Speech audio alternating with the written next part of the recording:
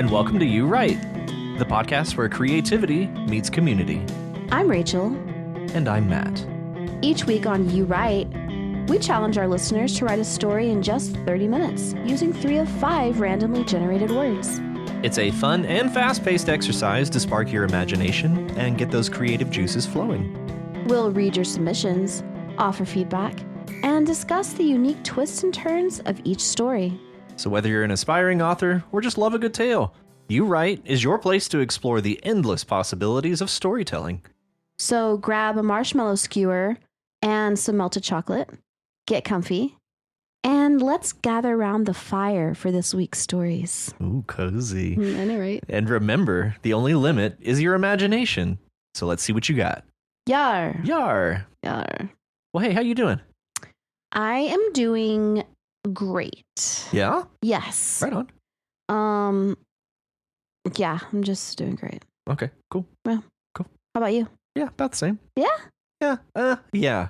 Yeah. Okay, have you ever heard of the term, like, health term, symptom term, called allodynia? No. It's weird. The only reason I know it is because I am experiencing this symptom right now, which is where a portion of your skin feels like extremely sensitive to very like light touch, like just the touch of the fabric of my shirt. Or like if I get goosebumps, it's like extremely painful. Like when you're on chemo? I don't know. Maybe it's a symptom of chemo. I think so. But it's like, it feels like all the nerve endings are just like really sensitive and raw. Yeah, it feels like a burning sensation almost. So, but yeah, it's like all across one side of my chest. Why? I have no idea. Okay. I have an appointment to go get it looked at. Oh, shit. But it's been going on for like 2 weeks. So, yeah, 2 weeks, I'd probably be like, all right, I'm going to get this checked out. Yeah, I need to figure this out. Right. Yeah. Well, actually, maybe I have heard of it. I don't remember that term, but one of my teammates, her husband, has a thing where in his face, he gets this feeling of like raw nerve endings and just extreme pain whenever anything even like touches like the side of his face or something. Yeah. Maybe that's what it is. Yeah, I think it's allodynia. ALLODYNIA. Okay. Yeah. Yeah, it's wild. I had no idea until I went looking up like the symptoms, and it's like, oh, there's a name for it. Yeah. But yeah, it's not necessarily one specific place on your body that it will come up, but in my case, it's like the right side of my rib cage. Dadgum. Can it be temporary? I don't know. I know that it can be a symptom of a larger underlying condition like shingles, I think, presents allodynia, and also a rash, which I thought was like, oh, well, maybe I have shingles. Nope. Because there's no rash or anything. Looks fine. It's not swollen, nothing. It's just extremely sensitive. Damn. It's really strange. So I think shingles is a kind of herpes. Actually, yeah, it is. Yeah. Yeah. So, but I don't think that's what I have. So. Oh, yeah. Yeah. Very strange. That is weird. I hope that you get it figured out, and I hope that it is treatable. Yeah, me too. Yeah. Because it's really uncomfortable. Yeah. But regardless, you're going to push through. Oh, yeah.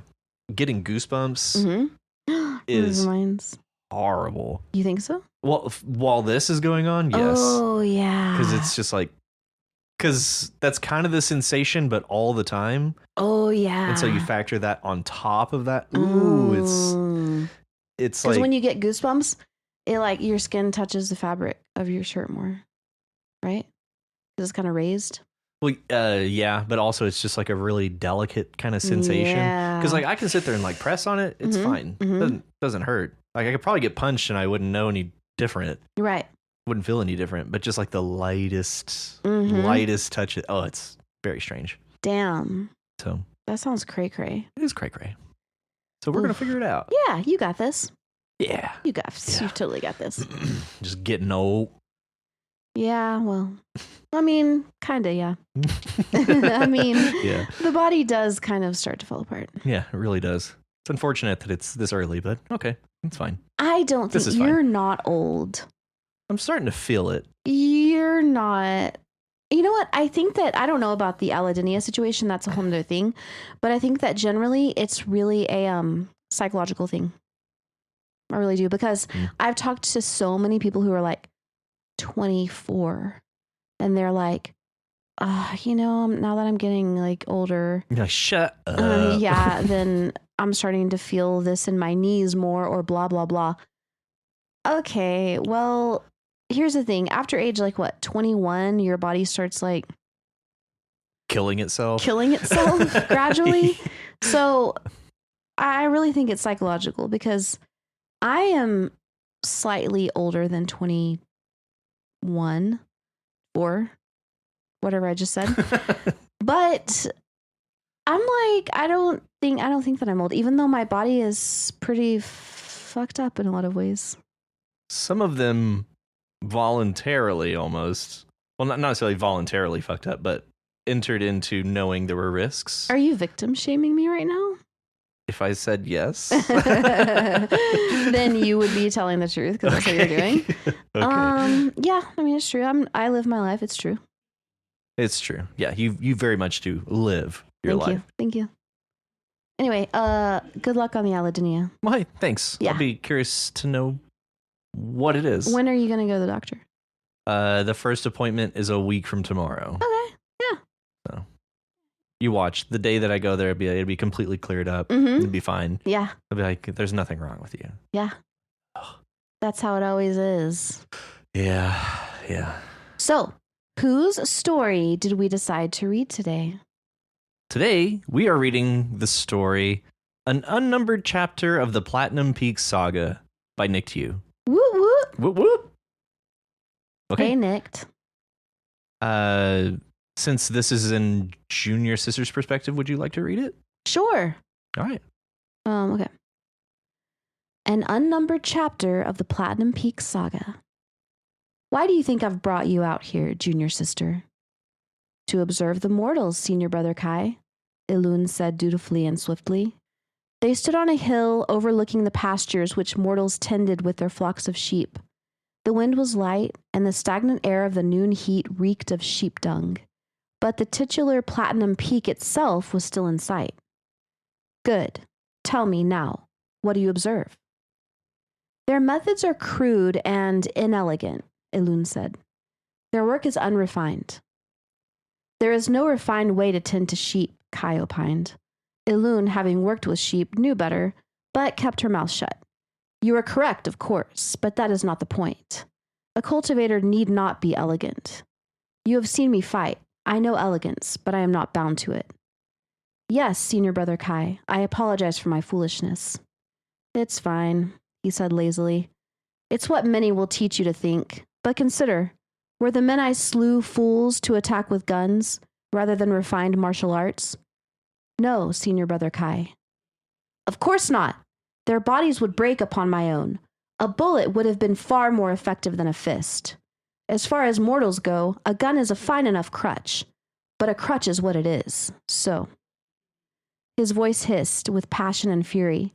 Those two things occasionally made Kai a decent teacher, though Elune could have done without them. What do you observe, Elune? Weakness, she breathed.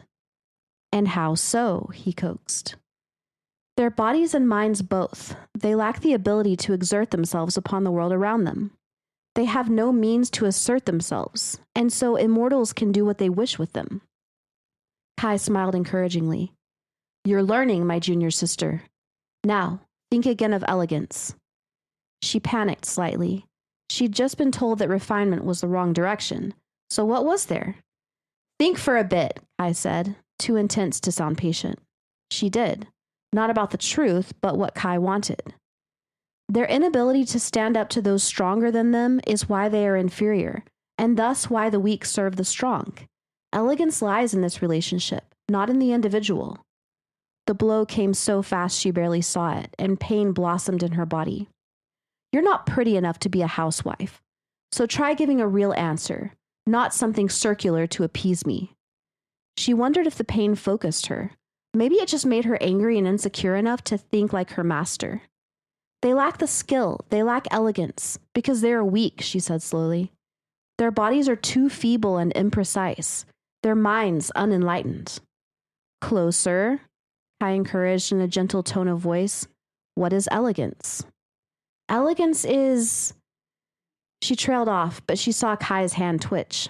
She hurriedly said, the results, the achievement of results, success, power and elegance are words describing the same thing. Is it not elegant of me to coax an answer out of you with gentle words and a firm hand? Kai mused. He stood, staring at the mortals behind her. Elun wondered how different he saw her from them. I'm going to have you observe the mortals for the next week. Swen will say you're observing the sheep and the lambs, but that will be my own task for you. Meditate on how the sheep compare to the mortals, and how they compare to you and I. Yes, senior brother Kai, she bowed. This junior sister is grateful for your elegance and instruction. He let out a light guffaw before bounding away, kicking up a cloud of dust. It was a short walk to meet Swen. My apologies, junior sister Elun, Swen said. I hope that whatever your senior brother assigned you to do, that you will find your time studying and working under me a form of respite from your strenuous education. Excellent. Quite. No, I really like this. Yeah. Yeah. And I can't tell if it's just because we're jumping in with very familiar characters. I think that helps. So having a kind of clear idea of how these characters have behaved in the past, yes. specifically Kai, and kind of knowing that he's a hothead, especially compared to Swan. Yeah. So to get more time with Kai, right, I thought was a really good choice for this story. Yeah. To give us some more characterization of him. Yes. And the characterization that we do get is interesting. There's some really interesting lines in here relating to him. One that really jumped out to me is, I know elegance, but I am not bound to it. I really like that as a way of characterizing him. Yeah. This understanding of what elegance is, which we kind of toy with the definition of elegance here. I like that elegance is like a centerpiece to the story. Yeah, it really is. It's kind of the overarching theme for this story, and it seems like it could go further. Like elegance, like the theme of elegance could move beyond even this story. Yeah. Maybe even kind of encapsulate this whole Platinum Peak saga. After reading this, because I didn't really have a specific feeling about Kai before, but after reading this installment, I think Kai is an ass. Yeah. He certainly strikes me the same way. Right. He sounds ignorant because he's all harsh and hardcore, but he won't consider somebody else's perspective. And I also felt like he was being a bit arrogant when he was like, I have elegance, but I'm not bound to it, right? Yeah. I'm elegant, right? Whenever I, teach you with a firm hand and gentle words. I feel like he is an asshole. And I would like to harken back to my own dad. Okay. Who was very hardcore and strict in raising us, but he was never arrogant. So he was still capable of fault. Oh, well, he would never admit to it, but I'm just saying he didn't sing his own praises. Okay. And that's even like a lesson that he taught us. So he would never sing his own praises. But he had a very, very firm hand raising us. But he also would never just dismiss something like, oh, there's no elegance in sheep herding or whatever. Yeah. Yeah. He would never dismiss something like that. And I feel like that's wisdom, So that kind of makes me think that either Kai is either young or not super intelligent. Well, they're immortal, so that to call any of them young, I think would be a misstep even. But yeah, I kind of get the same idea, like maybe not a terribly wise person who comes across as doting wisdom upon his disciples. Yeah, exactly. Yeah. And it just comes across exactly like you said, like very arrogant and like he's got all the answers. Right. And to not even consider, okay, he's immortal, but somebody has to become immortal at some point. Yeah. So surely some of them are younger than others. Yeah. He's immortal, but if he really thinks that there is no way to have elegance or whatever in sheep herding, that makes me think that he might be kind of like new to the scene of immortality. Or maybe is too stuck in the ways of immortality, has forgotten like the finer points of mortality to miss the potential. The way he describes it, there is no refined way to tend to sheep. Mm-hmm. So maybe he's been so far removed from what it means to be mortal that he can no longer recognize what a refined sheep herder may even look like. Yeah. So I firmly agree with you in that there is a refined way to tend to sheep, just like there's a refined way to do anything. Yeah. Exactly. You can be in your flow zone doing anything. Yeah, it could be, and usually it's just a matter of somebody having done something for a while, but that's a tangent. Right. But all of this is just further characterizing Kai, who we haven't had a ton of time with up until now. Right. And I'm with you. Guy's an asshole. Mm-hmm. I like how Elun says they lack the ability to exert themselves upon the world around them. I really like that idea. Yeah. Yeah. A kind of lack of agency. Yeah. Who was it that did the painting thing where they were like injuring the canvas or whatever? I want to say Richie, or maybe it was Prismatics. I can't remember. I know exactly which one you're talking about. Yeah. I don't know. Somehow that just reminds me of that, like exerting yourself upon the world around you. Yeah. As though the world is some type of canvas and you have to like apply yourself to it. Yeah. You know? Yeah. I love that idea. Yeah, it's a good turn of phrase, and I want to follow it further. They have no means to assert themselves, and so immortals can do what they wish with them. Mm-hmm. You could almost draw a commentary on like income inequality from a line as simple as that. Mm-hmm. But this being a fantasy world, we'll just say that it's a kind of commentary on hierarchical society, which is kind of what this feels like. Yeah, like these immortals versus everyone else. So I really liked that line. No means to assert themselves, and so immortals can do what they wish with them. Yeah, it strikes this imbalance between these immortals and everyone else. Yeah. It's a good line. It's a very good line. I love it. I just want to mention a quick thing about sheep dung. Go on. Okay, so I don't know if this applies to sheep dung as well, but I want the world to know that flaming cow dung is very aromatic. Must it be flaming to be aromatic? Yes. Oh, okay. Yep. It has like a chemical reaction, and it even has a name in Mongolia, a literal name for flaming cow dung. Not for cow dung, but for flaming cow dung. Fascinating. And it's called argal. And argal, they set it on fire. They set cow dung on fire all the time, creating argal, and it smells like incense. It's amazing. Really? Yes. I would literally, they do it every time that they milk the cows. They set cow dung on fire by the place where they're milking cows, by the cow. Any guesses on why? Maybe has a calming effect? Good guess, but no. It's because the smoke makes the flies and mosquitoes fuck off. That was my next guess. Yeah. Was some sort of like pesticide almost. Yeah. And because if you're milking and then like a fly bothers a cow like on their leg, then they're gonna like move or kick or something, you know? Yeah. So and I would always sit, when I was living in the village, I'd always sit downwind of the argal on purpose. That's fascinating. Not Especially at all what I would expect. Yeah, especially because I didn't bathe very often when I lived in the village. So it really helped me. Oh, okay. Yeah, that's just a little nugget of information for our listeners. You know? Yeah, fascinating.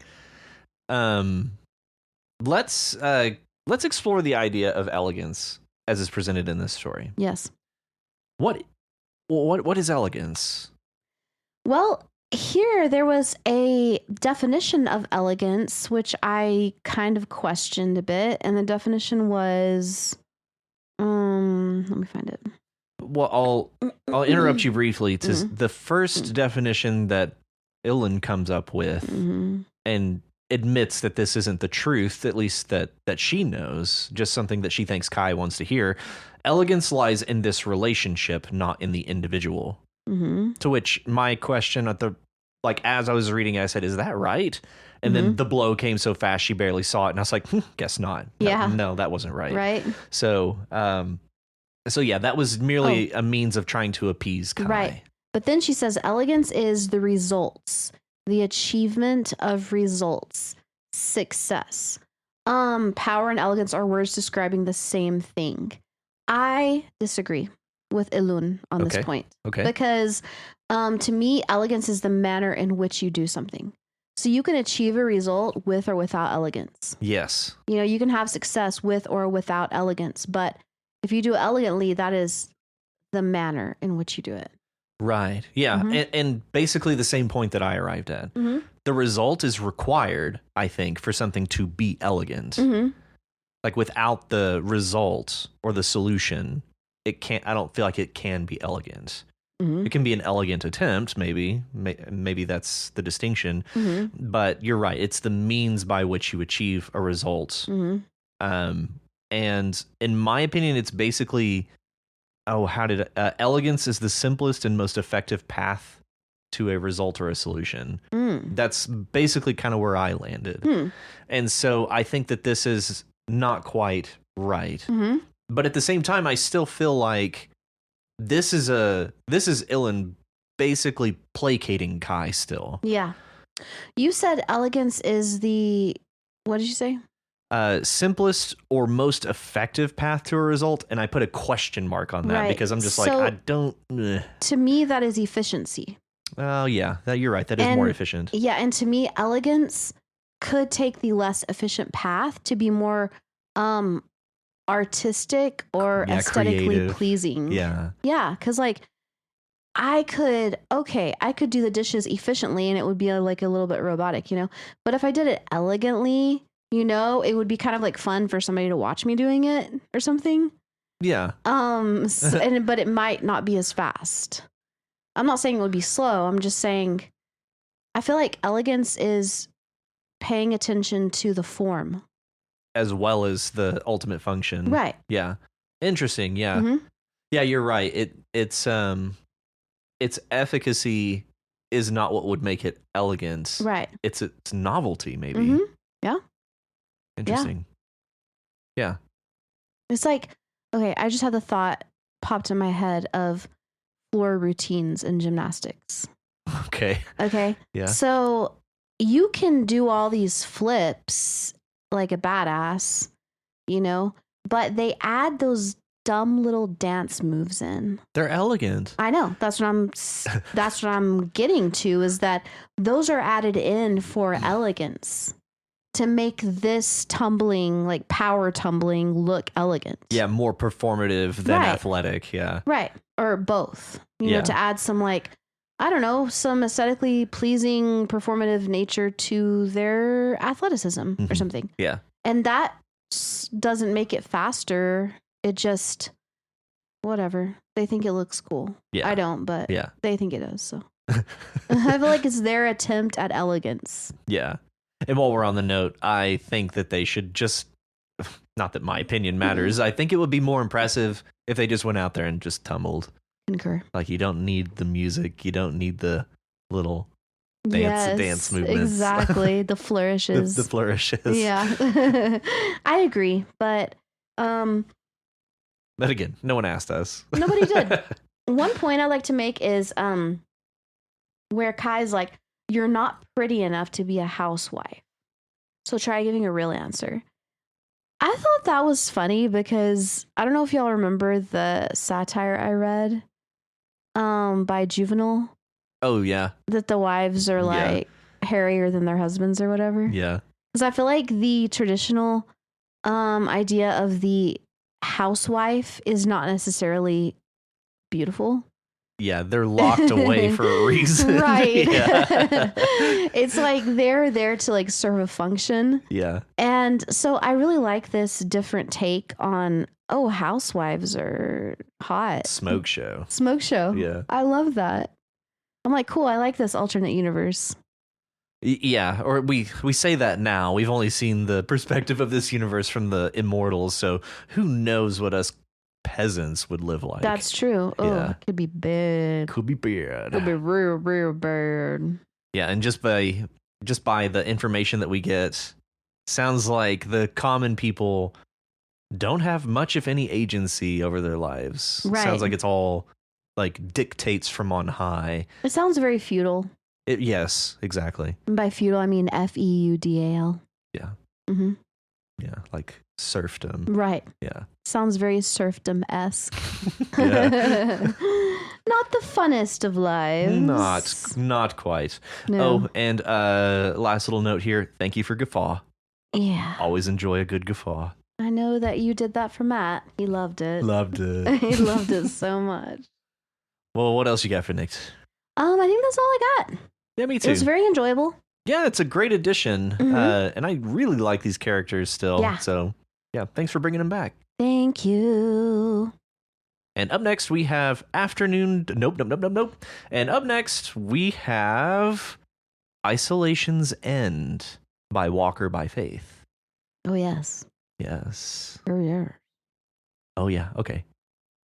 Yeah, what'd you think of this one? I liked it. The part of me that pities too much. You were so sad reading this, I weren't was you? so sad. I was so sad. I don't want any tree to feel abandoned Or and isolated. lonely. No. And so that part, because I really want to think that all of the items like that are content in their, placement. But I'm very, very thankful. Thank you so much for that happy ending. Yes, yeah. Because, it was sad, but then I was like, okay. And I wonder if I kind of felt like the entity that the tree was communicating with was the mountain. Yeah, I thought the same. Yeah. Yeah, I had the question at the end, and I was like, it almost has to be the mountain. Mm-hmm. Totally. Yeah, because they were there when the tree was seeded, was a seedling, a little sapling. Right. And whatever the tree was talking to said, God hears you even when you aren't talking. Mm-hmm. So that made me think it wasn't God. Right. Yeah. Mm-hmm. Yeah. And I just was like, I don't know why, but whenever I read the first part about at the very beginning where it's like, I remember how I used to feel whenever at one time the gentle breeze would lift my spirits, reminding me of God's love. And then how like the tree doesn't feel that way anymore. That made me really sad. Yeah. Especially once we kind of start to land on the idea that this is a tree, like we're in the perspective of a tree. And so it's a wild tree without any human interaction, could live for a very, very long time. And for it to fall into this stupor, this depression is exactly that. It's upsetting. This is kind of hard to read, the idea that trees have this awareness and experience. Yeah. And this kind of timeline. Right. Yeah. And it kind of like just now it reminded me of like a genie. Yeah. Who are like abandoned in a lamp for millennia. Yeah. I like that comparison. Yeah. And that's really, really hard to wrap your mind around and think about.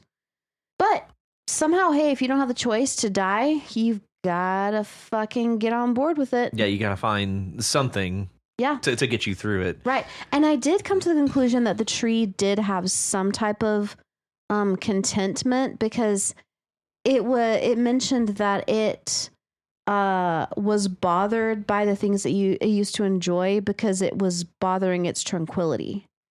So that made me think it is enjoying the tranquility on some level. Yeah. Yeah. And so much of this keeps coming up as like annoyances. I once enjoyed daydreaming of the history and the plants of the birds. I once enjoyed daydreaming in the history and the plans of the birds that came to visit, listening to them chatter excitedly back and forth. Now they are an annoyance, interrupting the otherwise calm serenity of my day. Right. So yeah, and that same idea of like being annoyed comes up again. Almost seems like, now I shudder in annoyance when the wind shifts, whether to cool or to warm, whether to cleanse or to calm. It's just the idea of a tree being annoyed by all these natural things was interesting because it starts to remind me of like myself. Like the tree is like a little jaded. Yeah. And so it's like a jaded tree. Right. Very interesting. Totally. Very unique. And it could be like cycles that the tree goes through. Like it'll maybe come back around to being like, yeah, I like animals. And then go back to being like, okay, fuck off. Yeah. And just like keep cycling through. Yeah. Yeah, maybe if like birds migrate away, suddenly the tree has no birds for a long time. And then they come back. It's like, oh, they're back. Yay. Yeah. And then like after a couple months, it's like, oh, this is annoying. You guys can go back south again. Exactly. But the timeline is like way more, magnified. Yeah. Yeah. So it's like centuries maybe? Yeah. But yeah, then we get this other voice that chimes in here, and we get this line. I was here when you arrived. You once seemed to enjoy your time alone, so I did not disturb you. But I see the way you droop and the weeping from your very pores. And I cannot abide allowing you to endure this alone. I am with you, and I always have been. All you had to do was see me. Yeah. It's a great line. It is. Yeah. I really, really identified with that because there's so many things that lately I've been thinking, damn, like there's these things that have been right in front of me for years and I just have not been able to see them. But it's not, I don't blame myself. It's just that I wasn't developmentally ready to see them. Yeah. Yeah. Things that are very obvious, but I just couldn't. I just wasn't like my first psychologist ever said, you can't be where you're not. Which sounds very obvious, but very, very profound at the same time. Yeah, no, yeah. And a lot of times it's the simplest things, the simplest ideas that can be the most impactful or profound to us as individuals. Exactly. Yeah. Not necessarily to everyone. Yeah. But yeah. In your isolation, you learned patience. In your disappointment, you learned perspective. And now, in your discovery of me, you will learn love. Again, it's beautiful. It is beautiful. That's so well done. It's such an enriching thought. It's beautiful. And I love just that this tree, who's been there for who knows how long, is now embarking on a new leg of their journey. Embarking. That was an accident. I do that all the time. Yeah. I say really clever things, but I didn't mean to. Maybe it's my subconscious, like being clever. Yeah, your subconscious is like, look, you're clever. Say something clever. Right. Just yes. So this tree is embarking on this new leg of its journey. That's exciting. It is exciting. Because it was like kind of like, okay, whatever, fuck everything. I hate everything. But it's like, no. There's more for you to learn. Yeah. I love it. Yeah. And then the final line, and we stand alone, strong and proud and reaching for the sky. And that's kind of where we started. Yeah. I stand alone. By kind of, I mean, that's exactly where we started. But Right. it's we stand alone. Yes. Yeah. So it's like because they each are alone, but they're communicating. Yeah. They're alone, but together. I love it. Yeah. Yeah. It's a great kind of cycle. We come right back to where we started. Yeah. But with one very minor change. You Right. could actually, It's we. in the case of this story, it's actually a very major change from the singular to the plural. Yeah. It's in the title, Isolation's End. Yeah. Yeah. I love that. Yeah.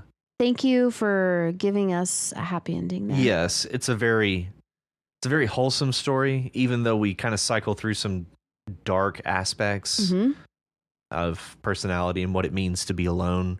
Yes. Yeah, it's a great story. I like that we can turn it around away from isolation like this. So very well done. Very well done.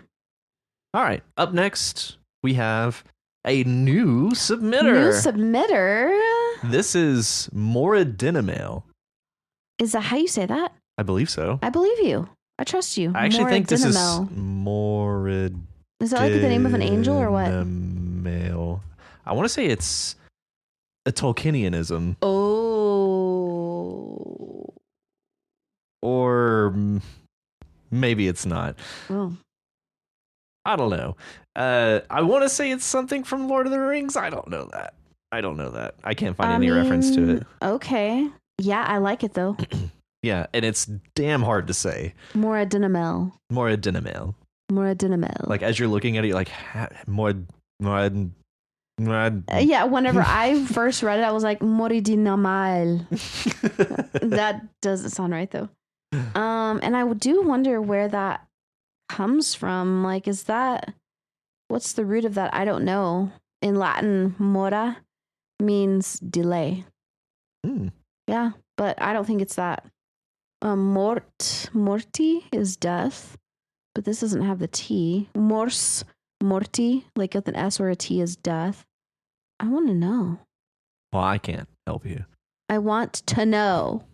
But the Isle at the end is the thing that made me think it was like an angel name or something. Oh, yeah. Yeah. Yeah, the Ale. Like Jibrael. Yeah. Or something. Yeah. Mikael.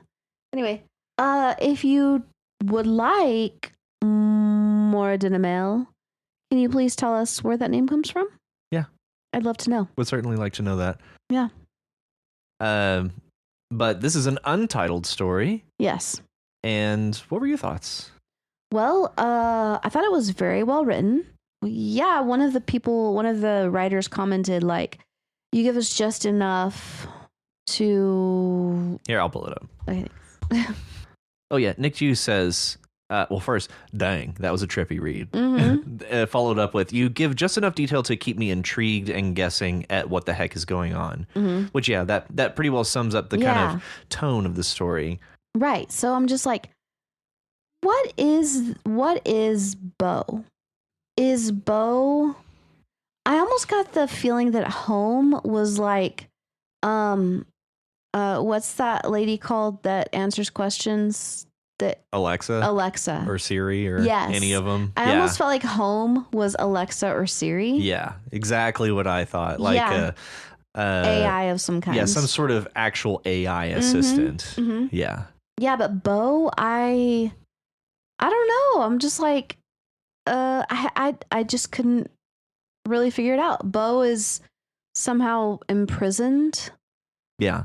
Either like self-imprisoned or imprisoned by someone else. Or I almost get the sensation that Bo has been like this forever. Yeah. Like Bo was born like this. Bo's life has always been in home. Right. Yeah. Yeah. But I could go a certain direction with it. Like somebody had him and then died or something or abandoned him there. And this is all he knows. But then the part where home produces a baby. Super crazy. Yeah. That part made me kind of go a different direction and be like, well, I don't know what direction, but just be like, no, that can't be it. Like, how could home just like produce this infant? Yeah. This strikes me as some sort of like dystopia where it's like people are essentially stuck in their homes. And they have been for so long that they started having kids stuck in their homes. Yeah. That's the only life that they know is living inside their home, inside a dwelling. And so this kid or this person gets stuck in home. Yeah. Gets proper noun status after long enough. Well, because home's the only entity that Bo interacts with. Yeah. Yeah. Other than this stray dog whom Bo would desperately like to interact with. Right. Goes so far as to like bark out the window to try and get this stray dog to show up. Yeah. But that's more or less what I kind of landed on was this is somebody who was raised in this home and has never left, essentially. Or wasn't raised. Right. Yeah. Yeah. The degree of was just left to their own devices. like they're almost raised by this AI home. assistant. Yeah. Yeah. And maybe it's gone so far that like kids are fostered out to other homes if others get too crowded, and so a baby will show up. Maybe. Like maybe these AIs are all linked together and like they can deliver somebody through whatever maelstrom is outside or who knows what to another home to be fostered. I just don't know. It's wild. It is wild.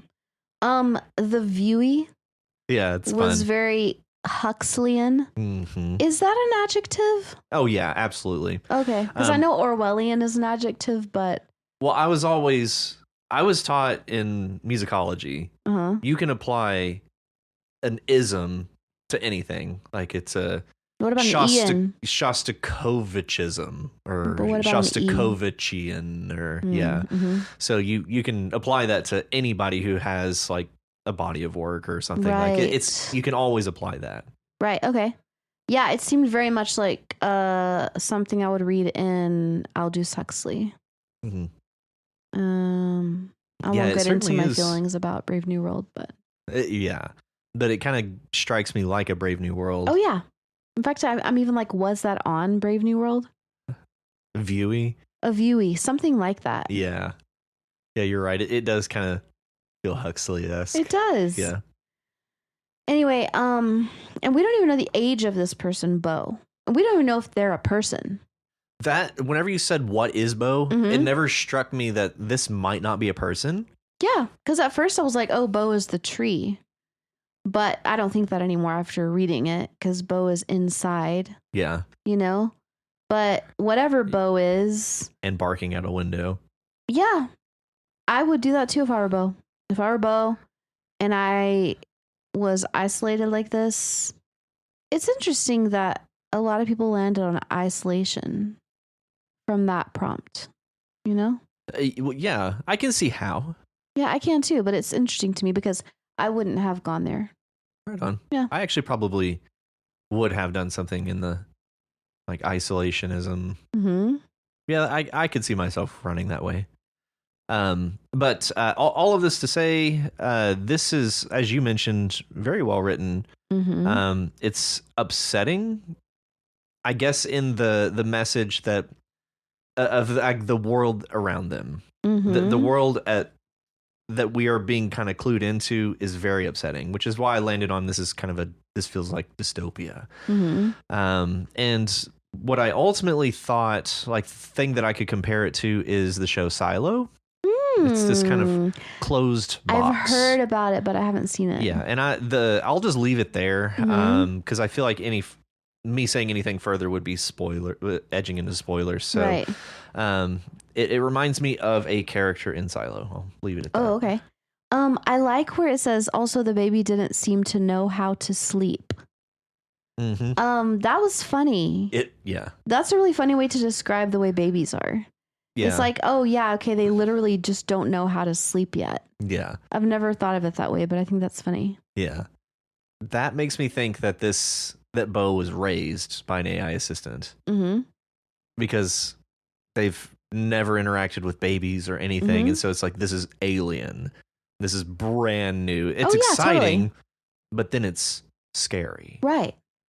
Totally. Yeah, and to the point where the most upsetting part of the story is make the baby go away. And it did. Yeah. It just disappeared. Yeah. That's horrifying. That's how much control home has. Like that level of agency for home. That's scary. Yeah. Like that's bordering into a horror story. Yeah, it could be. It could also be that, like you kind of mentioned, like home is like, or AI is distributing babies to see if, people can raise them. And if they can't, they just take it back and put it somewhere else. Yeah, and it makes you wonder, like, to what end? Yeah. Like, right. Like, why keep the people around? Maybe it's just to keep enough people around to service parts of itself to keep it alive. Yeah. Maybe it's all strictly out of like self-preservation. But yeah, that's the most interesting part is like, why is it like this? Totally. I really identified with the part where it was like, Bo asked home to take the baby away, and the baby was gone.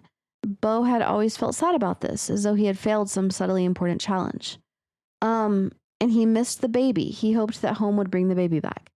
That reminds me of my kitten, who tormented me for a long time, and I wanted her to go away.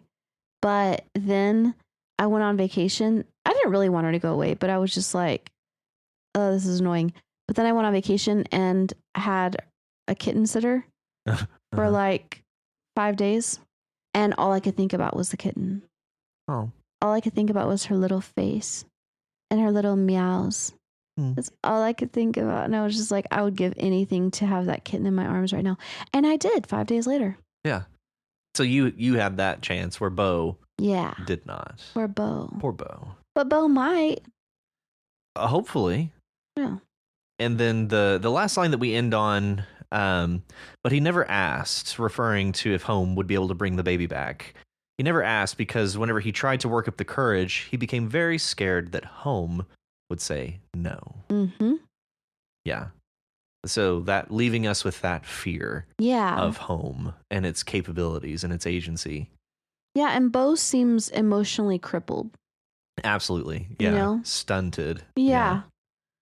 I do wonder what's the context, like what's going on here, Absolutely. What world are we in? Yeah, the larger story behind this. Mm-hmm. I would like to know more about it. Definitely. I really like this line. He liked the squirrels, but wasn't too sure about the birds. Right. I really like that. I mean, touche. Yeah. Squirrels are cute. Nobody can deny it. But birds. They can be. They're sketchy, man. They can be sketchy. Yeah. They can Have you be seen real that? That theory. It's all over. I say all over Reddit. There's a portion of Reddit that's like birds are actually just drones created and run by the government. No, but I would not doubt that at all. I think the subreddit is called Birds Are Not Real or something like that. Or at least some birds. Yeah. Because I think we have evidence that birds existed long before technology. Mm-hmm. But that there are a lot of birds interdispersed, which are drones. Yeah, I believe that. Yeah. In this day and age, I'll probably believe anything. Hell yeah. Yeah. Anything could happen. I don't even know. Is reality? Are we even sitting here right now talking? No, it's a simulation. Yeah, it could be. Whatever. We're nearing exposure to the theory that, what is it called? The theory that we're all in a simulation. I don't know what that theory is called, but what I'm talking I about, subscribe to it. Yeah. Yeah, and I feel like we are getting closer and closer to that realization as the facades of reality keep falling. Just crumbling before our eyes. Shit's getting real, or it's just getting unreal. Damn. Shit's getting unreal. It is scary. Well, hey, thank you, Maura Dinamail. Thank you, Maura Dinamail. And welcome. Don't be a stranger. We enjoyed this. Yeah, don't be a stranger. Yeah. Tell us where your name comes from. I want to know. Inquiring minds want to know. Yes. All right, so who have we got next? Up next is My Next Destination by Steve Living Room. Steve Living Room. Ayo. Ayo. So, okay, I would like to say that I quite enjoyed this. Yeah, I did too. I loved this. I loved the detail. I don't know, I just felt like it was really well written. I really enjoyed it. It really kind of captures the tone of somebody on a run. Yeah. It's kind of the inner world of someone on a run. Yes, exactly. Someone on an endurance run. Yeah. Yeah. Yeah, exactly. Like the mindset of somebody on a run. Right. And I could definitely identify with this too. Like from doing some type of workout, some type of endurance workout, and you're like, and yes, doing like small goals. Like I just have to get to this point. Have to get to this point, really, really helps. And I just liked the way that it was all verbalized here. Yeah. Yeah. Yeah, the one step at a time, keep breathing. I was getting closer, but slowly. Focus on my steps, my breathing, my arms pumping fluidly, the placement of each step. it would be very easy to step in a hole and break an ankle. Mhm. Yeah, it's just it all seems very almost utilitarian. Mhm. Like the words even are meant to achieve some sort of like outcome Yeah. for the character. I just feel like it's a really, really good illustration of the way that the mindset that you have to be in Yeah. to do a run like that, because you're like, for me at least, whenever I am running long distances, any like superfluous thoughts bother me. They're like exhausting and they're annoying. Just distracting. Yes. Yeah. And I hate them. So I'm just like, I have to like focus. Like my thoughts become very like, I guess, utilitarian. Yeah. Yeah. You start focusing on your breathing and like your movements, your motions, and concentrating on the task at hand rather than letting your mind wander. Exactly. Yeah.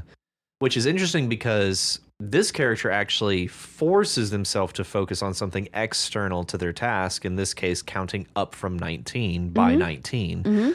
And it just seems like a means of distraction, distracting themselves from either the task or the maybe pain, right, or just being exhausted. Yeah.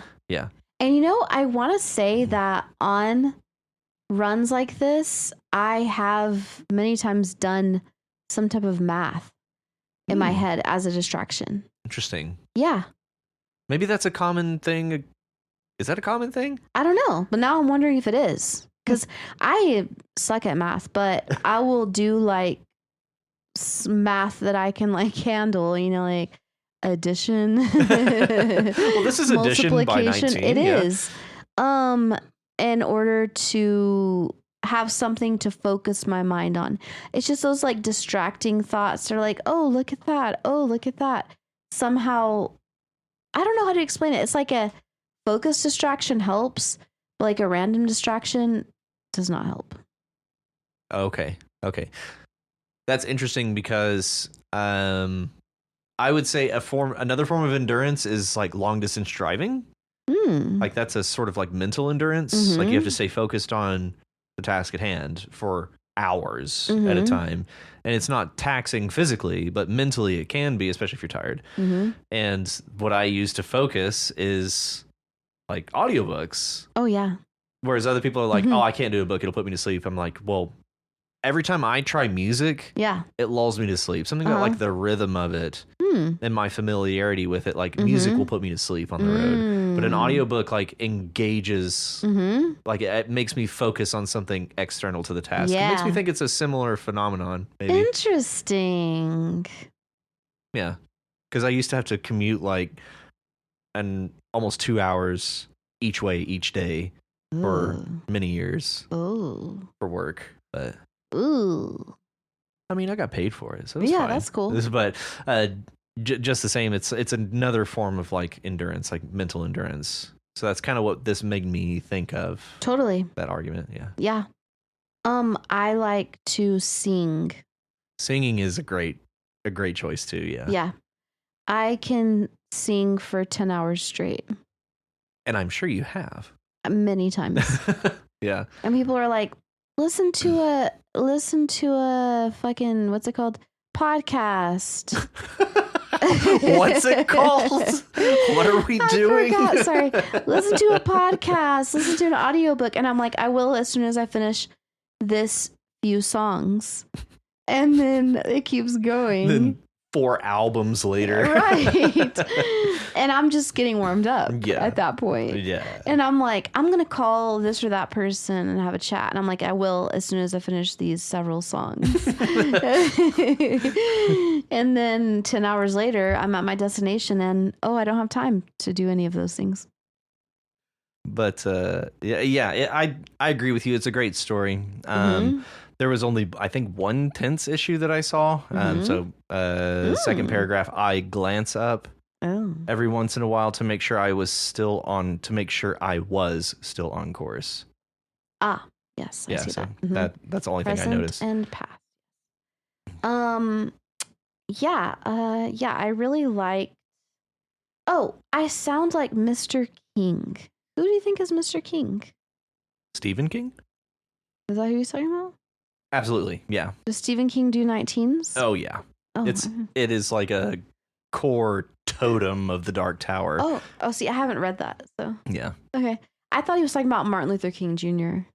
And I was like, I don't remember anything about 19s with Martin Luther King Jr.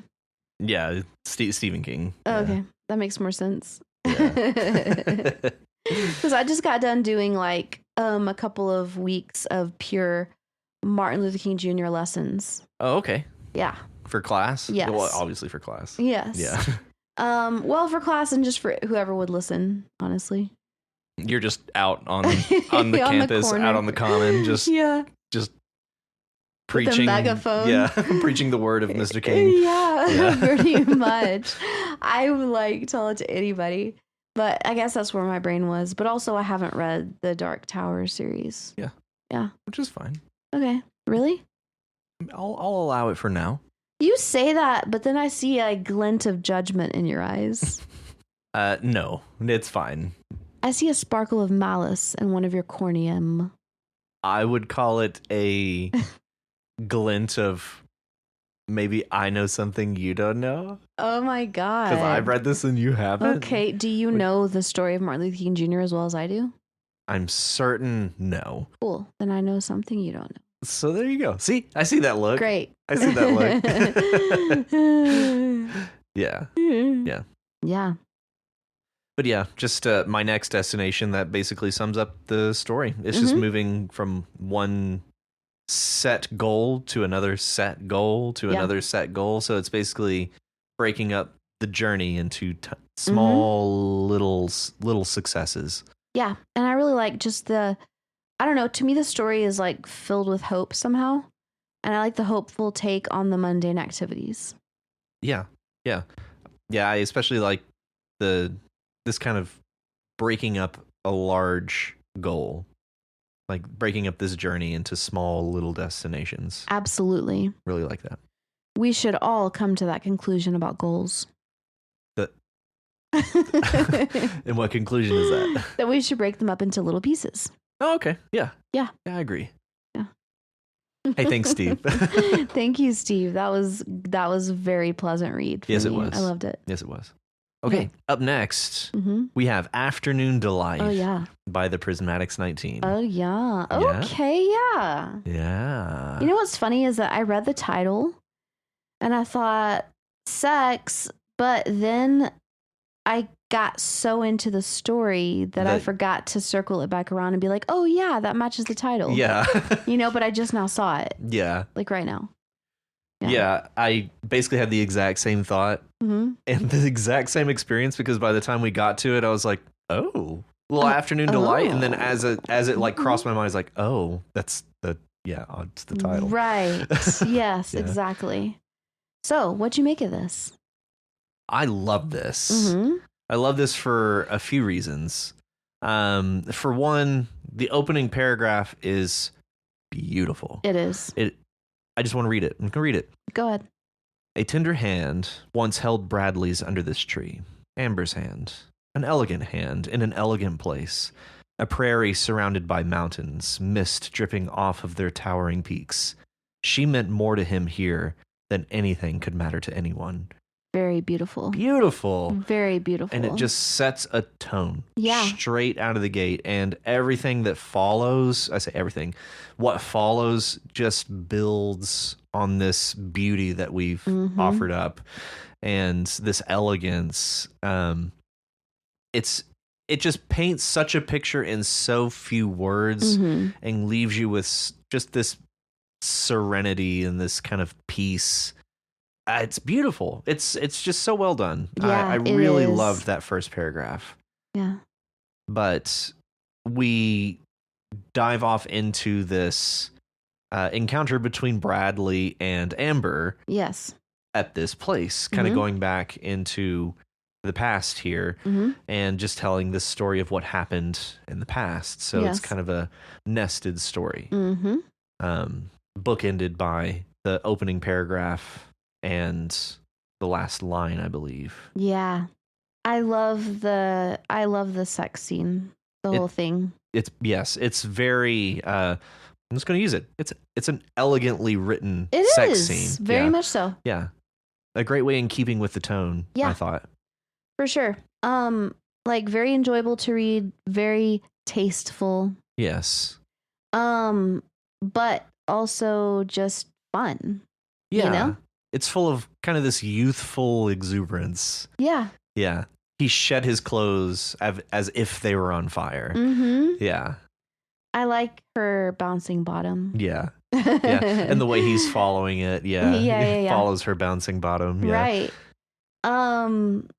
Yeah, I just think I think it's beautiful. And I really like the description. Thank you the Prismatics for pointing out the difference there. That a man can charge through his own thoughts like a bullet if sex is on the line, but women need the right mental state to truly get into it. That is so true. That is so true. Yeah, and from the other side of that aisle, that is so true. Right? That is so well true. described. Thank you. Absolutely. Mm-hmm. Yeah, and to pull out the word brackish for water. Mm-hmm. Well, that was a nice pull. Yeah. And a great way to kind of clue us into the nature of this water. Mm-hmm. The brackish salt. Well, it's salty, isn't it? Like it's runoff from rivers or something upstream from the ocean, maybe. But either way, it's a simple way of pulling in some quality to this lake. Yeah. Which I thought was very cool. Very cool. Mm-hmm.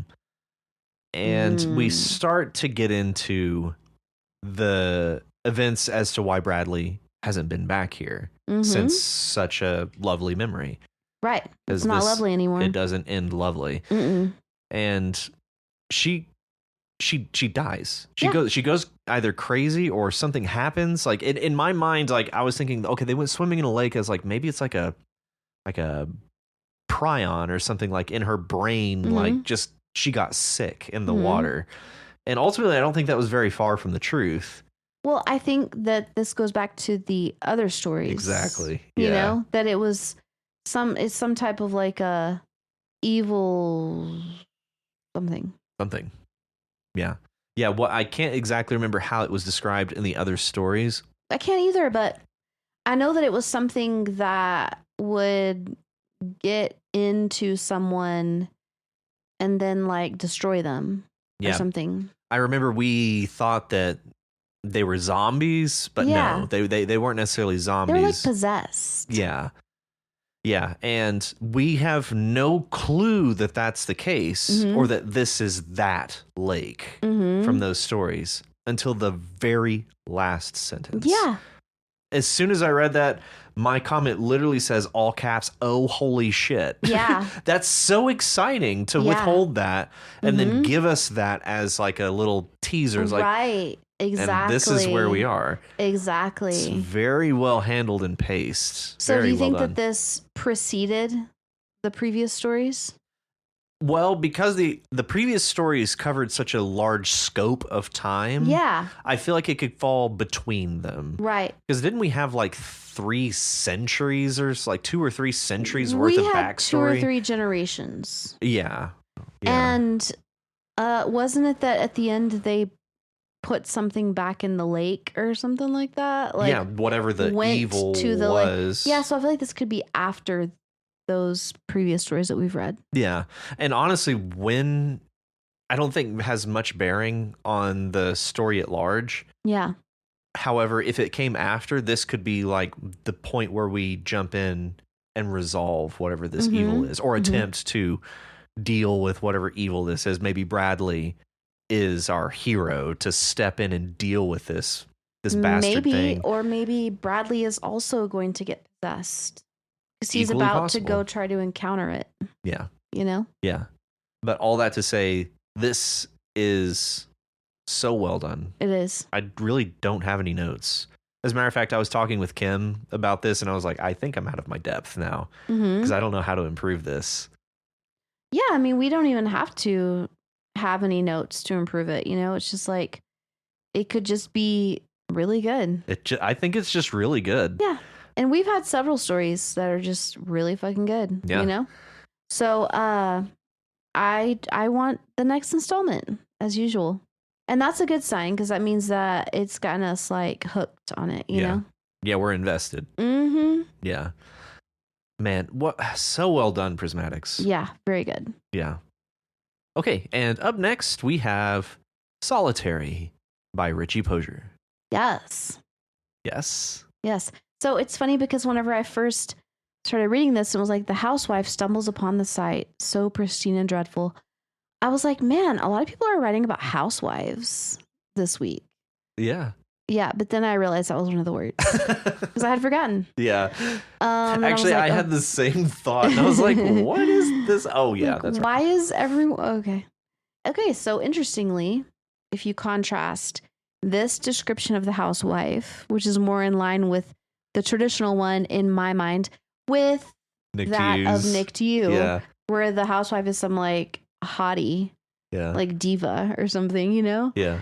I would prefer to be NickedYou's version of a housewife. Right. Yeah. But well, to be fair, I don't think we have much context for NickedYou's housewife other than that they're pretty. We don't necessarily know the circumstances of what their life is like as a housewife. It's not just a single housewife. It's just the general housewife. Okay. That's a hottie. Okay. Apparently prized in some way. It would seem that way. It would seem so. Yeah. Anyway. But, yeah. Yeah. So as far as this housewife, well, you know, it really I'm sorry, I'm about to say something totally pointless because I don't remember the name of the book. But I read this amazing book about, it was like a fiction about the pioneer days of Texas or something like that. And there was this girl a young woman who was beautiful, and she got married, and he moved her out west, out to the prairie, where she like wasted away.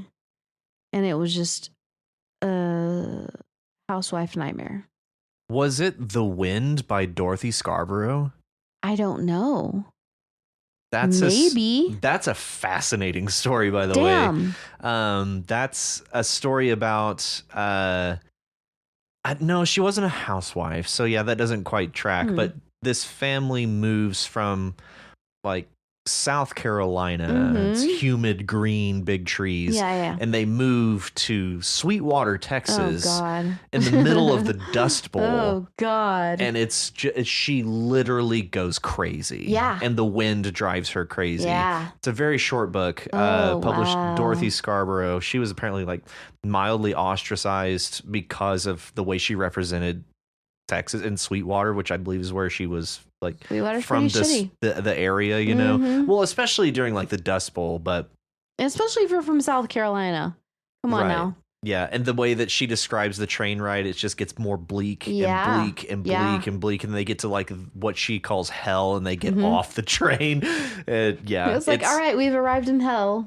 It's I don't think it's in publication anymore. I actually read that for school, my literature of the Southwest class. They're like, this is the hell that you live in, by the way.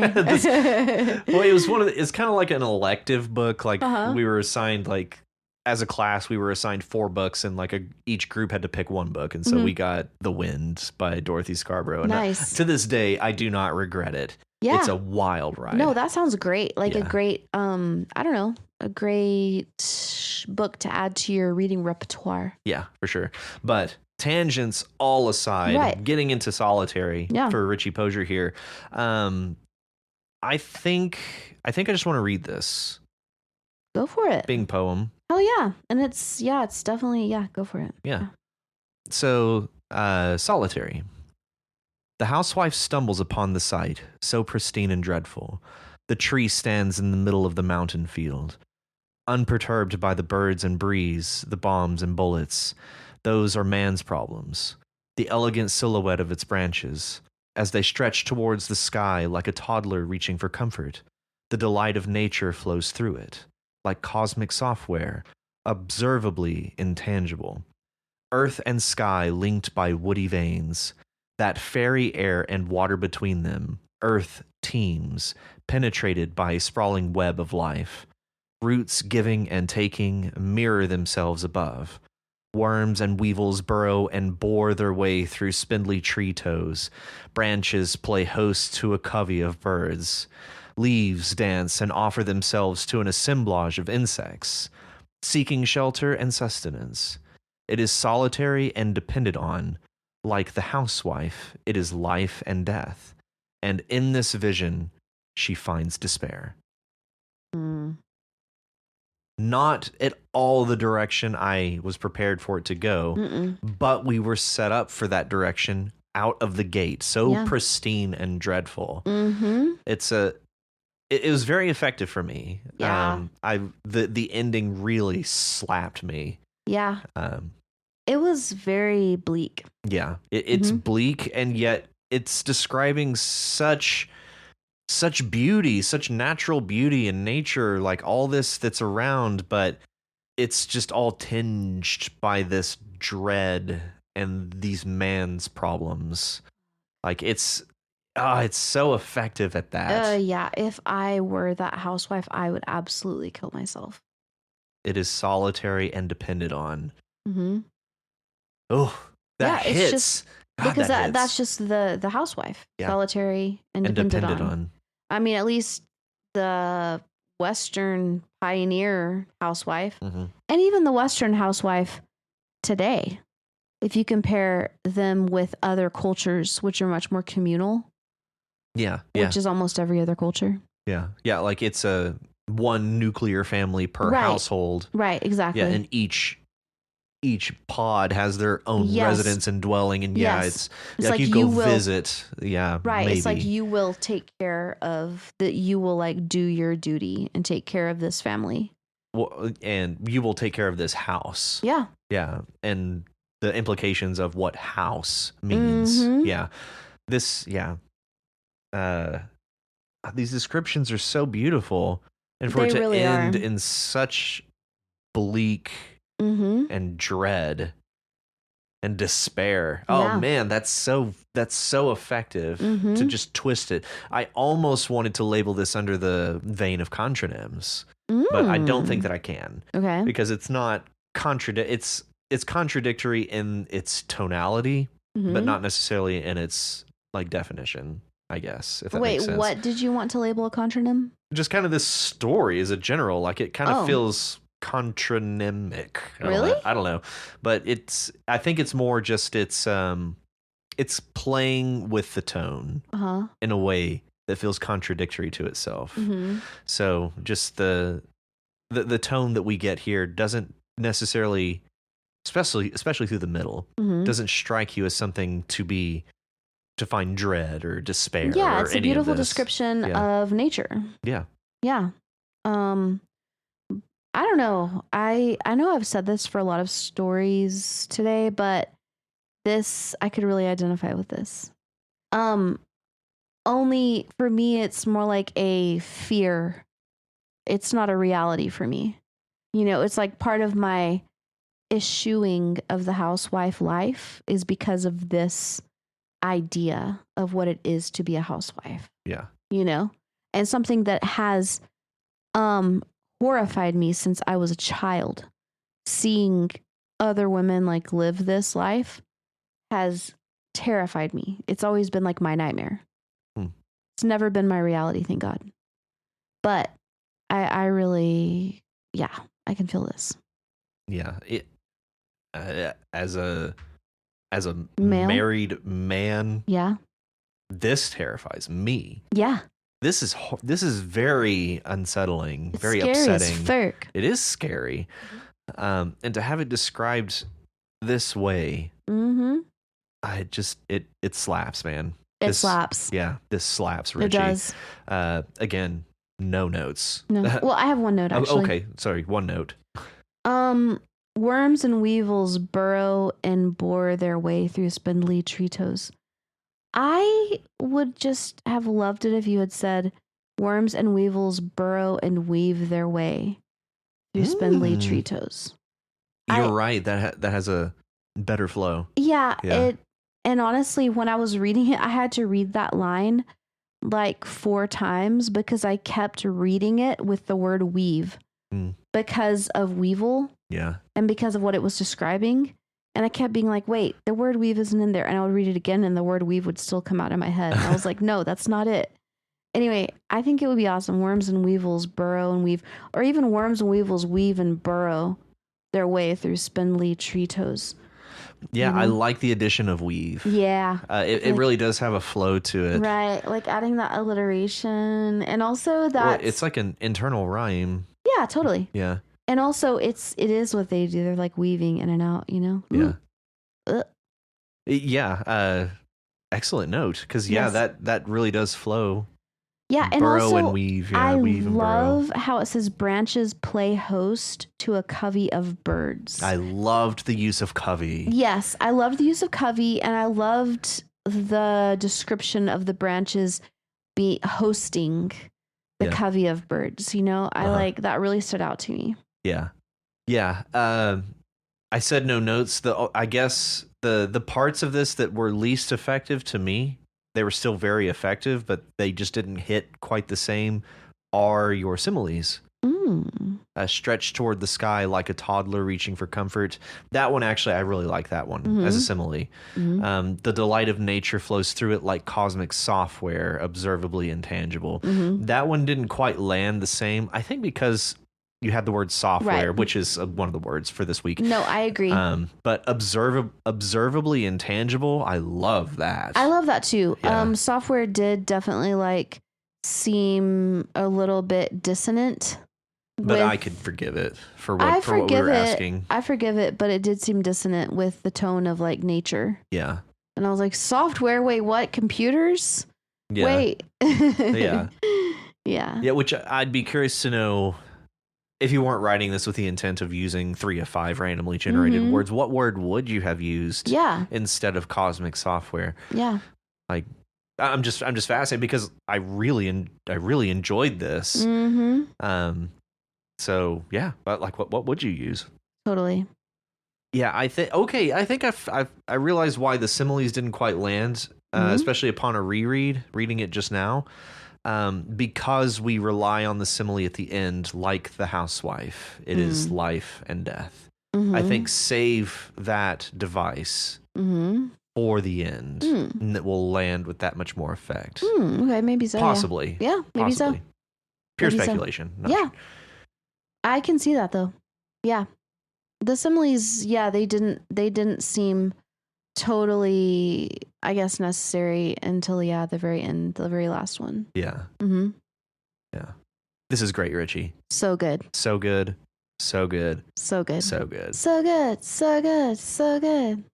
That is all of our stories. That's all? For this week. What? Wow. Amazing. So shout outs to first off, NickedYou for being selected here today, as well as Walker by Faith, Maura Didamail, Steve Living Room, the Prismatics 19, and Richie Posier. That was funny how you said Maura Didamail. I honestly think I mispronounced it, but I don't. I think you did great, but I just thought it sounded funny when you were like Maura Didamail.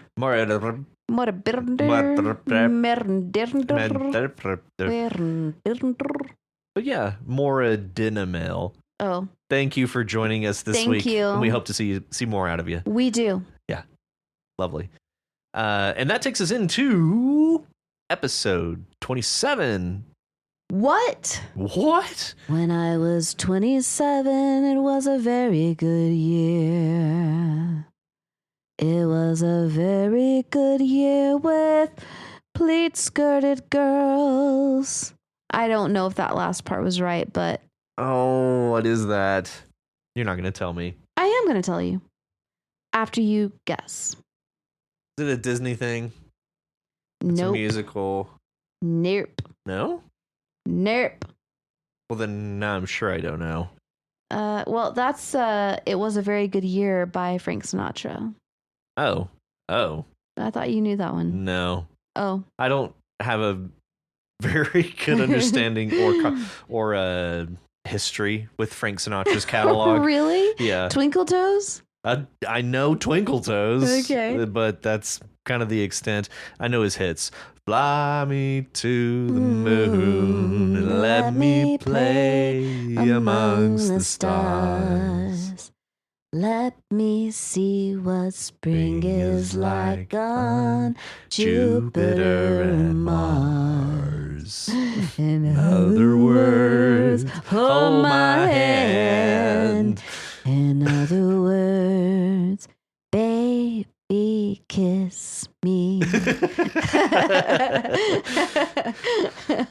Cue horns. Right. Cue the corns. Yeah, corns. Hey. Oh, corn, you say. You know that's where the word horn comes from, right? You didn't know that? The word horn Yeah. comes from corn?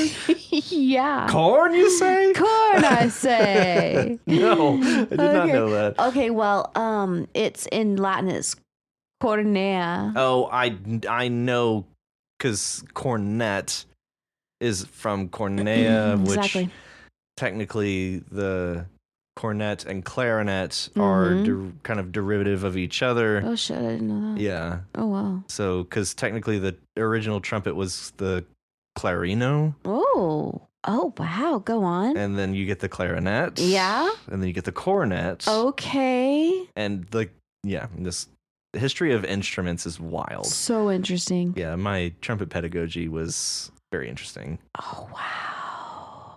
I taught a etymology and classical mythology class for a few semesters, and in one of the tests, I had my students tell me what different mythological creatures were, describe them, which we had gone over in class, and I had all the creatures like griffin, like arachnia, you know what I'm talking about, unicorn, and this one student was like, a unicorn is a horse which has a single corn. And I was like, that's adorable, but also not wrong. A single corn. It has a single corn. Corn, you say? Corn, I say. Okay, that takes us into episode 27. When I was 27, we start over. It's just like Groundhog Day. We just keep doing this indefinitely. I won't do that to you guys. So for episode 27, which we ask you guys to use a sound effect prompt. And that sound effect can be found over on our subreddit under episode 27. I Just viewed that. click the link and find you the sound effect. I figured for Valentine's Day it was appropriate. It is. Yeah. It's perfect. Okay. Yeah. All right. I love And it. run with that in whatever direction you want, as usual. Right. And Per usual. the words to accompany the sound effect prompt are conventional, desire, production, transmission, and mutation. You got us a definition for conventional? Is it conventional or convention? Conventional. Did I say convention? I don't know. I don't know. may have said convention. I'm conventional. Conventional. It's, well, I think it's like kind of standard, like the use. Conventional, like the conventional use of the convention center is for conventions. Conventions. That's actually a good example. The more conventional use of the convention center is conventions, but it is also sometimes used for roller derby. Yes, sometimes it is unconventional. That is an unconventional use of a it's like convention if you center. take something that's been used for a long time and you do something different with it, think outside the box. That's unconventional. Yeah. I always think of Beauty and the Beast when I hear the word conventional. Wasn't the use in that provincial? You might be right. This provincial life? You might be right. You might be right. You're probably right. Never mind, guys. Yeah. In this poor provincial town. Yes. Good morning, Belle. Yes. Okay, so conventional. So unconventional. I almost feel like I hear it in the negative more than the positive. Unconventional. Oh, yeah.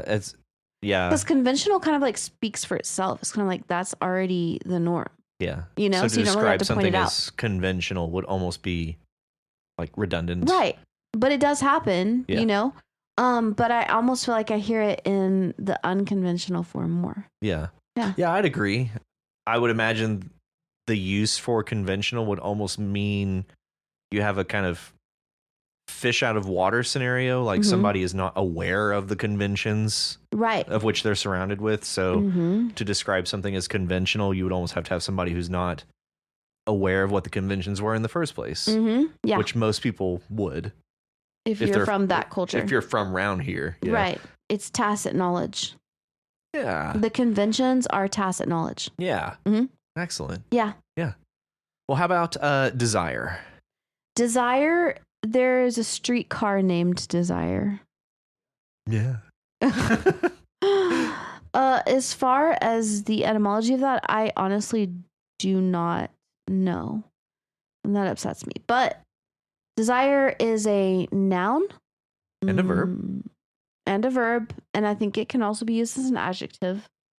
I would say that from the prismatic story, Bradley desired Ooh. Amber. Oh. And her bouncing bottom. That's true. So desire can often be used in it's like a strong want. Yeah. It's often used in a sexual way. It is often also used in a way of like, if you want like power or money or something, like you desire it. What do you desire most in this world? What is your heart's desire? Right. Your Yeah. heart's desire. It's like a strong want. Yeah, almost like a primal Yeah. sensation. Yeah. Exactly. Yeah. Yeah, you're right. It is just a type of want. Mm-hmm. Yeah. I feel like it's a strong want. Yeah. Yeah, like I could say like I want some cheese, but I desire omnipotence. Damn. That's not true. I was like, are you sure? That No, sounds not horrifying. at all. Not at all. I desire to speak all languages of the world. That is an excellent desire. Yeah, I desire that. Like I would sacrifice a lot for that. Yeah. Yeah. And opposed to want, the word want, you can describe something as desirable as well. Mhm. So that's where I feel like the overlap would be greater with want is in like calling something as desirable. Yeah. That's whenever it can get a little loosier Right. to describe something as desirable. Yeah, for sure. Yeah. I feel like that word doesn't have quite the same weight that the word desire on its own has. Right. Yeah. Desire does have a lot of weight. Where desirable is just kind of Yeah, I think it would be desirable if this or that. Yeah. Whatever. Yeah. But desire, just like that, yeah. It's a pretty strong word. It hits. slaps. Slaps. Yeah, slaps. How about production? Production. Production. Oh. Production is either a noun or an adjective. Uh-huh. This is the production team, for example. Production, it can be the first thing that comes to mind is like a theater production. Yeah, movie production, music production, Right. musical production. Right. Yeah, there's so many different types of production. Productions. There's like product, like item production. Like you send this item out for production. Right. Like you could send a board game out for production and mass production. That's one way to describe production. A type of production. It's like a creation. Yeah. Yeah. As far as the etymology, well, duko means to lead. Really? Really. Duco. Yep. Duko, ducere, duxi, doctum. So No, duxi, so before lead, not doctum. before to lead. No. Pro is forward. Yeah. Forward lead. Leading forward. Leading. Yeah, and then forward. tion is the noun suffix. So, the thing leading forward or the thing having been led forward. Yes. Product. Yes, because the past participle is ductum. So that's like having been led. So product is having been led forward. So the thing having been led forward. I guess that implies like things had to happen before this for it to. I don't know. I'm having trouble following the etymology there. I don't know, but the way that I see it is like things like leading, like presenting something. Like leading it, like trotting it out. It's a show pony. Yeah, that's how I see it. That's how I think of it. It's a thing having been trotted out.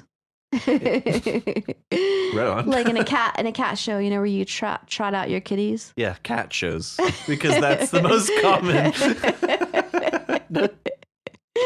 shows. I would love to trot out my kitties. Oh, that would be so cute. Could you imagine? It's like every Thanksgiving they have the Westminster Dog Show, and then immediately after is the Westminster Cat Show. Yes, that would be so cute. Because actually, Wiki, he curls his paws up.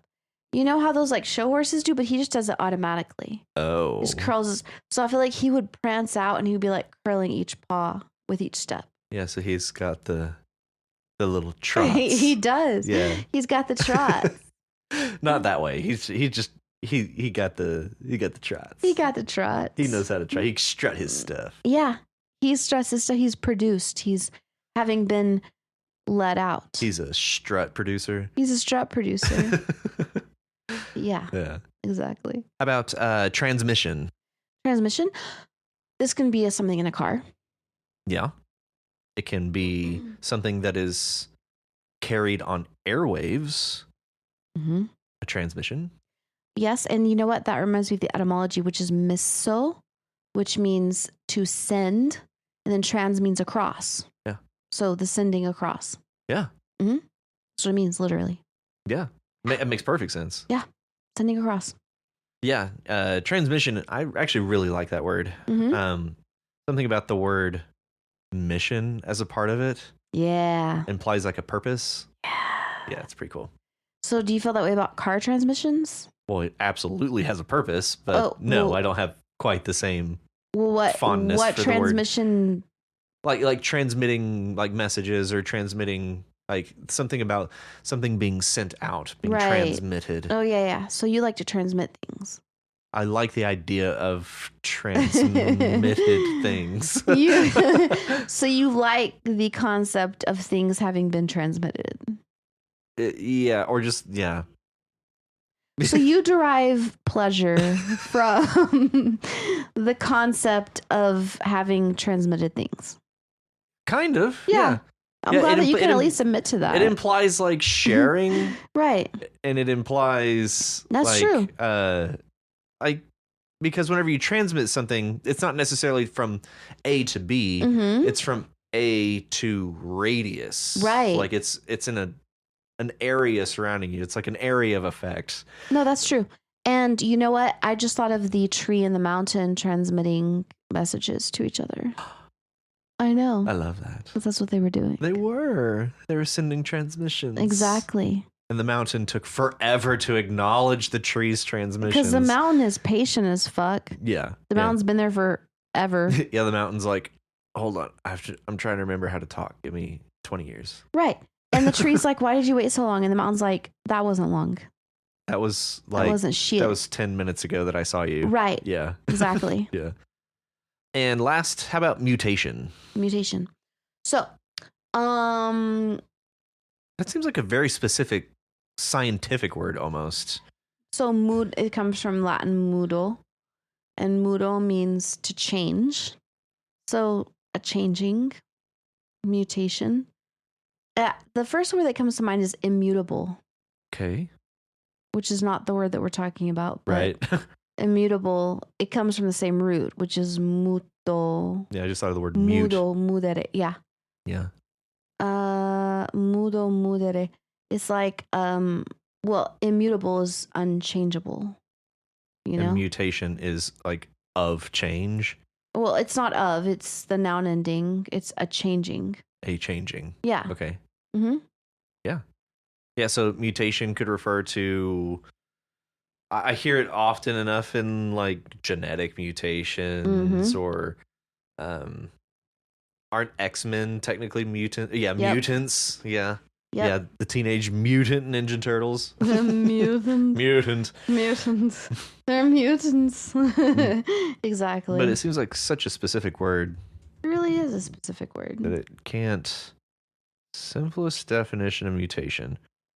Change in the usual DNA sequence at a particular gene locus. That's the simplest definition of mutation? Yeah, it seems specific to genetics. That's bullshit. Like mutating genes. Which, I mean, that does make sense because genes mutate. Like, that's the whole like premise around like Darwinism is Genes. around mutating genes. Right. Adaptation. Adaptations. Oh, wait, can I share something funny? Hmm? Okay. So, when I lived in Mongolia and I learned how to read Mongolian, which is the Cyrillic alphabet, but I remember I kept seeing these places in the capital city called Nudchin. Okay. It said Nudchin on Nulchin. yes, on the front of the building. And I knew that chin was a suffix which meant a person. Like in English we have like captor. OR or ER is the person who, like, teacher, doctor. Yeah. You know, the person who does it. Well, in Mongolian, it's chin. And I kept seeing noodle chin. And I was like, oh, it's the noodler. It's the person who makes noodles. The person who noodles. Right. The person who noodles. The noodler, the noodle chin. And I was like, cool, badass. And then I was talking to my friend, Starjoy, and he was like, no, dummy. It means nomad. And I was like, wait, what? Because in Mongolian, nudh is to move.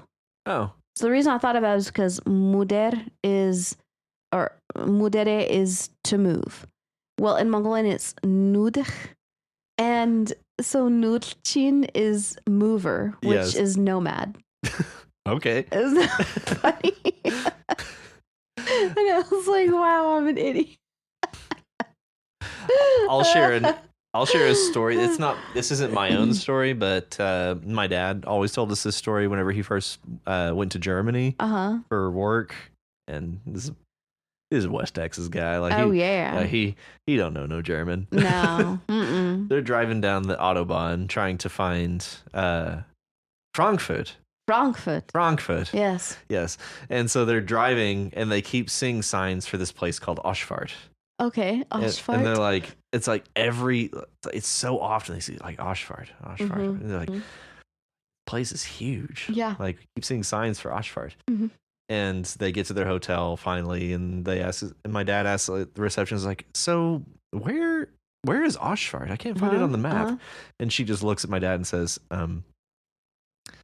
Oshfart means exit. So he's just like, well, yeah, duh. I was just testing you, obviously. Right? Yeah. Obviously. God. Yeah. That's funny. I love those linguistic blunders. That was a blunder for sure. Hilarious. Yeah. So yeah. Well, yeah, the words again are conventional, desire, production, transmission, and mutation. Also known as noodle. Chin. Not really. No, it's not. It's not. It's not at all, actually. It's not even remotely that. Yeah. Sorry. Yeah. My bad. No, it's okay. Okay. Well, if you want to be like these wonderful writers and submit your delightful story to this wonderful podcast, head over to our amazing subreddit at reddit.com/r/yourightpod. If you're unable to submit a story this week, that's fine. You can help out by reading and commenting on other people's stories. And each time you post a story or leave a comment on someone else's submission, you increase your chances of having your story read on the podcast. You can also reach us at yourightpod@gmail.com. If you like our show and want to help support us, consider donating to our Patreon at patreon.com/youright. If you're not able to donate, that's just fine. You can help us by sharing the podcast with other writers, but also non-writers. If you haven't already, be sure to subscribe to the podcast so you know as soon as new episodes are available. Also, be sure to leave us a rating and review in your podcatcher of choice. We will eventually read a review. Hell yeah, we will. On the air, live, for the world.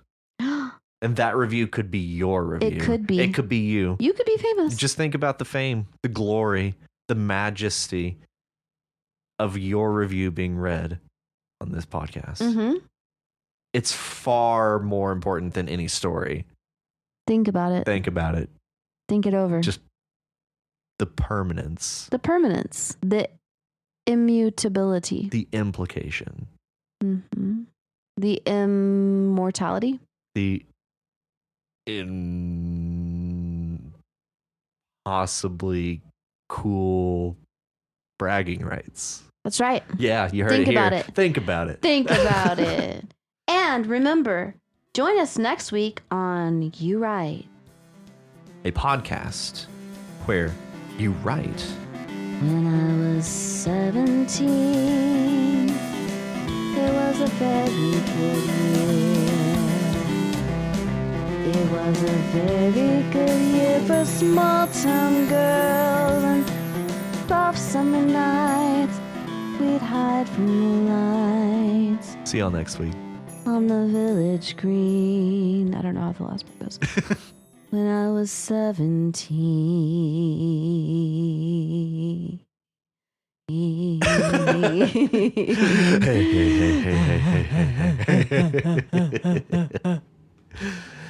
Hey. Hey.